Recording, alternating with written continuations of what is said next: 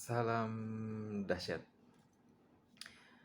Ketemu lagi dengan Coki Dahsyat tentunya di channelnya Coki Dahsyat. Dan hari ini saya akan sharing masih dari bukunya 17 Hukum Mutlak untuk Membangun Kerjasama.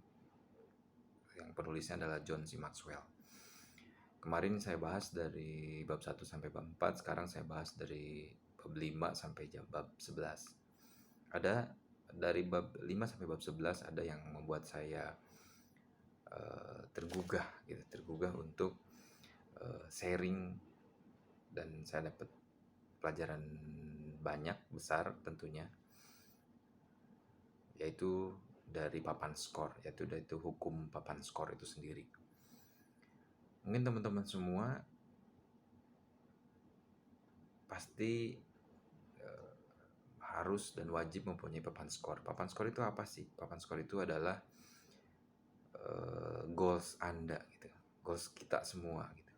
Kalau pelari itu garis finishnya apa sih gitu?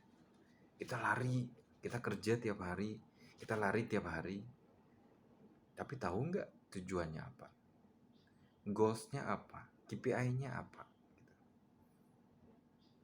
Kalau seandainya kita kerja atau kita semua kerja tapi tidak tahu tujuannya apa, garis finishnya apa, akhirnya ya kerja dengan karep dewek kalau bahasa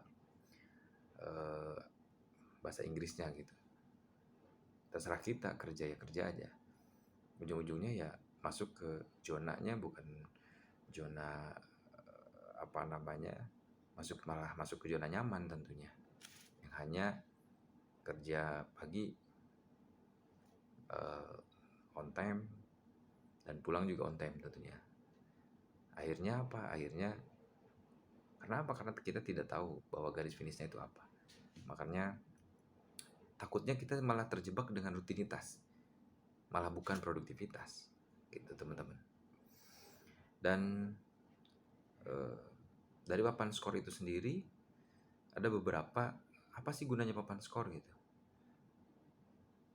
Kalau pelari itu sudah tahu dia garis finishnya berapa ratus meter, berapa kilometer finish, garis finishnya sudah tahu, dan akhirnya kita mau nggak mau harus kejar.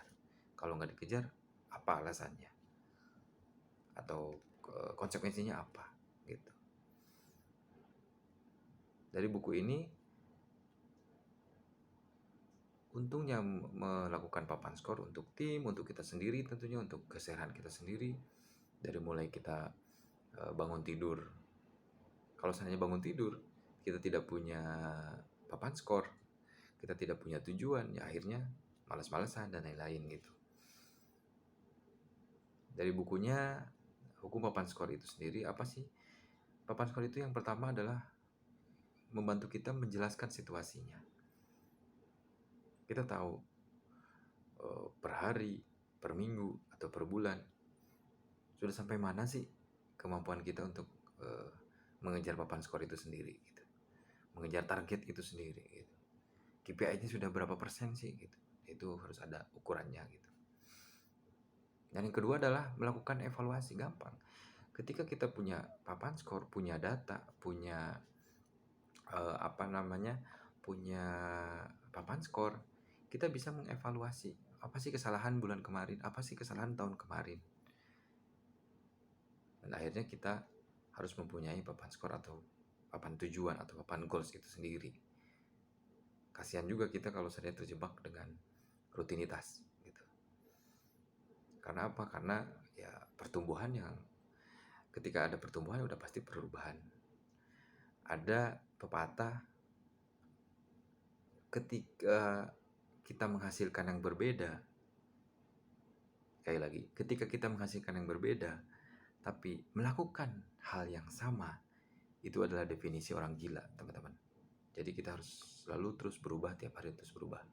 Karena ada yang tidak berubah itu, yang pastinya Tuhan itu sendiri. Yang kedua adalah perubahan itu sendiri. Kalau kita tidak mau berubah, ya akhirnya ditinggalkan atau hilang. Yang ketiga adalah membuat kita gampang cara mengambil keputusan.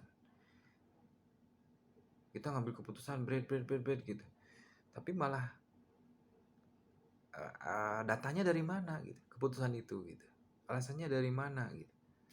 Ketika ada papan skor, kita akhirnya tahu, oh dulu pernah kita melakukan ini dan kita harus menjalankan sebelah ini gitu. Yang keempat adalah membuat kita melakukan penyesuaian gitu. Penyesuaiannya seperti apa sih? Penyesuaian bulan lalu tuh seperti ini, oh kita tinggal dipoles aja supaya bulan ini lebih fleksibel, lebih cepat. Seperti itu, teman-teman. Dan yang kelima, papan skor itu adalah supaya tahu bahwa kita tuh cara membuat kita gampang meraih kemenangan gitu. Karena apa? Kita selalu diingatkan. Papan skor itu sama dengan kayak alarm. Kalau bisa setiap hari itu papan skor itu dilihat. Sebelum aktivitas, sebelum bekerja, atau sebelum apapun, ya kita harus melihat papan skor dulu. Oh, papan skor hari ini, papan skor minggu ini, saya baru berapa persen. Berarti cara mengejarnya seperti apa. Karena papan skor itu adalah hasil untuk